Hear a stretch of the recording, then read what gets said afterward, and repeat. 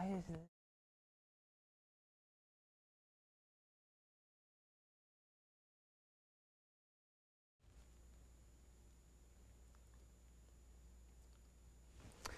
Hey, good morning. Welcome to the Weather Now. Time now is 11:04, and the story in the weather world here is going to be the chance of rain, a few downpours out there later this evening, really late evening tonight. We're talking, after dinner time tonight.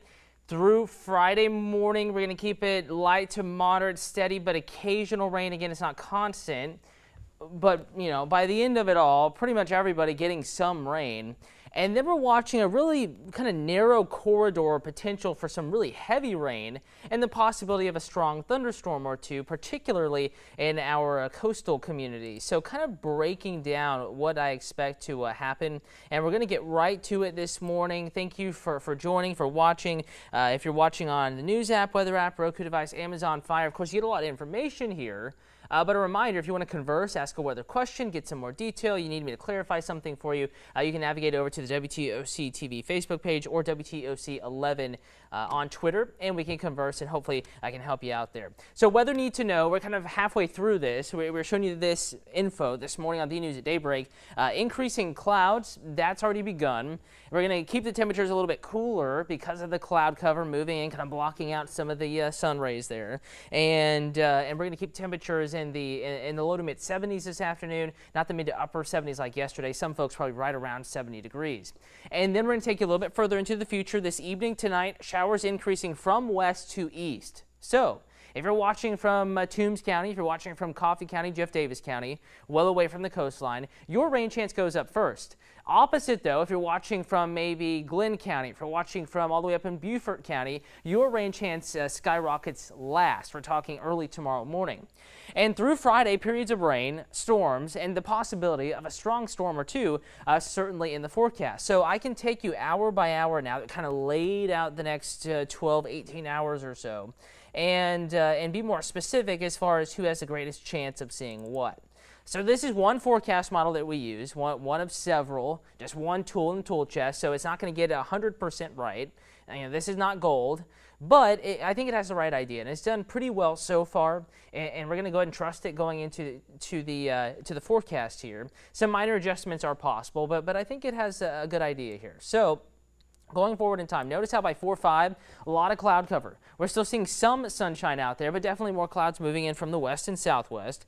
And by 4 or 5 o'clock this afternoon, it's going to be pretty gray, looking a little bit dreary out there, but not much actual rain. Remember a few days ago where it was cloudy almost all day, looks like it was going to rain and didn't? That's kind of what we're going to have through the afternoon time period, the early evening. Notice how by 7, 8 o'clock, some of this moisture tries to build up out of the coastline, out of the Florida Panhandle, and we may see a spritz or two, a light shower or two in the forecast this evening. Going deeper in time, here we are at 11, Bullitt County Statesboro, GSU game going on.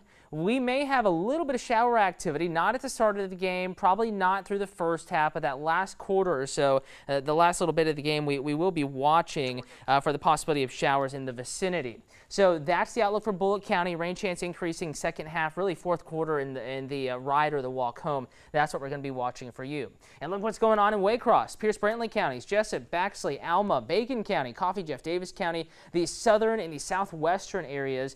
This brings it a little further east, but I do think it may be actually west of I-95 that the greatest rain chance arrives by 10 to 11 o'clock tonight. Maybe a little bit harder to get the moisture all the way to the coastline, there in Glenn County this evening, maybe more of a midnight 1 a.m. thing, but still you have a rain chance in your forecast, Glenn County, even though we talked about you being one of the later places to see rain chances climb.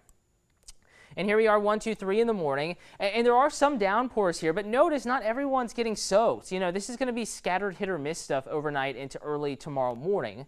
And going forward in time, we do have heavy rain potentially around in spots. Again, not everyone's going to see it. It's kind of hit or miss here, but it's heavy where it's falling tomorrow at 6 a.m. So, if you're commuting in from northern Bryan County from Hinesville, Fort Stewart, if you're going to cut over to the north and then eventually take 16, or even if you take 17, Leroy Coffer Highway, and then up 17 into the southwest side, you all could drive into a downpour.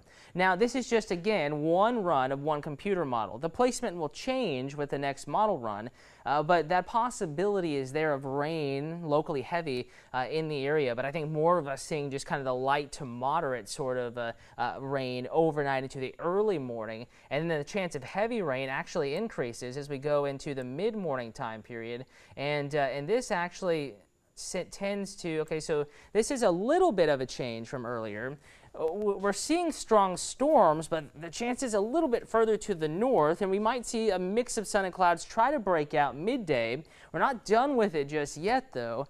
We do see a little bit more shower activity, maybe a thunderstorm or two popping up here in the late afternoon, the early evening. But notice again, it's few and far between this little final round pushing through, and the severe weather threat probably minimal by this point, and it's just slightly higher, 10 a.m. to 2 p.m. or so. But that afternoon and evening round, that's it. By 8, 9 o'clock, really earlier, 6, 7 o'clock, we're having clouds, windy, some sprinkly sort of showers, but all the significant stuff is gone. All right, let's see what's going on. I may have missed some of the comments coming in. Suzanne, good morning. Hello. Stephen, thank you for watching. Hey there, Sharon. Kayla, Leon, good morning. Dylan. Anita, good morning. Excuse me. Dolores, good morning. Nori, Gustavo, Anita, Mika, thank you for watching. Melanie, hello to you. Debbie said felt good in the borough this morning. Sure did. It was chilly, but it was nice. Felt like fall for sure. Rick, good morning. Brittany says, no. Wish we could push it off until Saturday night, trying to get ready for a haunted house. We will have rain tomorrow. It's going to be a damp tomorrow at one point or another for just about 100% of us. But the weather actually improved Saturday and Sunday, so I know the timing may not be the best, but tomorrow, especially late in the day, is salvageable. But we're just going to have to get through some rain later this evening, tonight, tomorrow morning, into the early, maybe mid-afternoon, kind of wrapping up 2, 3 as far as the greater rain chance, and then steadily declining, just isolated stuff thereafter. Angel, can I give a quick recap for Friday? I missed it. Absolutely. So quick recap, and we're going to wait, and I'm just going to do this, verbally here. Hopefully that is good enough there, Angel. We wake up tomorrow morning. It's going to be damp. There's going to be rain around, morning commute. There will be isolated, but still some hefty downpours. What I mean by that is the rain could be falling heavily, but not in too many places. I think more of us are going to be seeing kind of the light to moderate, showery sort of rains tomorrow morning. And then we're going to watch to see if we see energy roll up the coastline. We may see some scattered stronger storms, I-95 corridor, really the southeast or the coastal half of the area. That chance mid-morning starting to ramp up 9, 10 o'clock maybe, or definitely after sunrise, and then persisting to about early afternoon. And then we're only going to see isolated rain after maybe 3 p.m. or so. Could be an isolated thunder shower or two still, even that late, but it would be fairly brief and moving on by, pretty isolated. So on that note, want to also talk about the risk of severe weather. It's low, but certainly possible that while we're all going to see rain, a couple of the storms that are there could be on the stronger side. Occasional lightning, gusty winds, 40 to 60, that's enough to bring down some limbs. Again, the risk is relatively low, and on top of that, the coverage of strong storms is not going to be widespread. Certainly not everyone's going to see that. We're talking 1 or 2 as it appears right now. And 1 or 2 of those, the storms I was just talking about, the isolated number, the small number of those thunderstorms could spin a little bit, and there is an isolated risk of a tornado. Not that it's the greatest risk, but something that we can't ignore, something I just want you to be aware of so that you know to keep your severe weather watches, warnings, alerts in general turned on in the WTOC weather app. In fact, I'm going to show you that right now, a way to make sure that your alerts are turned on. I'm going to pull up the WTOC weather app, and it's right there on the home page. As we kind of flip it around, the ad's going to play and it'll load up, and as soon as the app loads, it takes you right to the home page, and all you have to do, upper left hand corner, looks like a little hamburger, maybe 3 sheets of paper. That'll bring up another menu. Make sure your location is correct. That's very important. Make sure your location represents where you are going to be when you want to be warned if there is any bad weather. After that, if it is correct, click on Settings.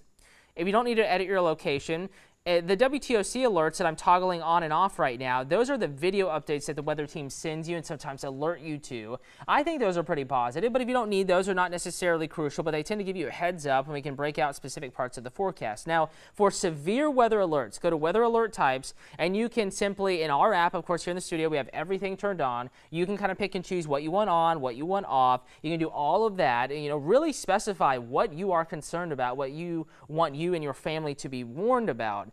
There in the weather app. And of course, make sure your alert sounds are on, because if they're not, you may miss it. We're all going to be on the move tomorrow, work, school, errands, lunch, whatever. So you want to make sure that no matter what you're doing, you are alerted to that. And if you want them on radar, bottom right, click on radar. And of course, we have satellite and radar pulled up right now. Bottom right-hand corner, it looks like, again, a hamburger, 3 sheets of paper. I'm going to turn everything off and then go through it. Let's go to radar. Make sure your radar is on.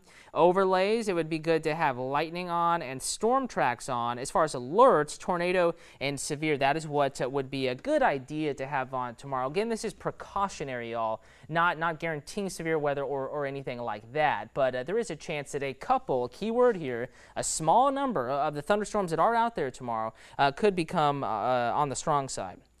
Let's see, Denise, I hung my clothes out, so I need to get them by 1, you think, Cutter? If you're talking about today, I think today you're good. I wouldn't worry about rain today for the next several hours. You actually have the breeze kicking up out there out of the north and east. Hopefully you can get those clothes dry. I think you can probably leave them on the line, but if we're talking 5, 6 p.m. this evening, I'd make sure that they were in by then, just to be careful. Good morning, Rhonda. Hey, hi there, David. Hey, good morning, Terry. Let's see. Good morning, Linda. Bianca says AC broke. I had to turn the heat on early morning a couple of times. It was chilly. It was chilly outside this morning. I turned the heater on in my car, walking out. I literally was wearing this exact same thing, and I still felt like it was a little chilly. Angel, you're very welcome. Thank you for that. Oh, Victoria, temperature, rain and cold. No, it's going to be warmer tomorrow.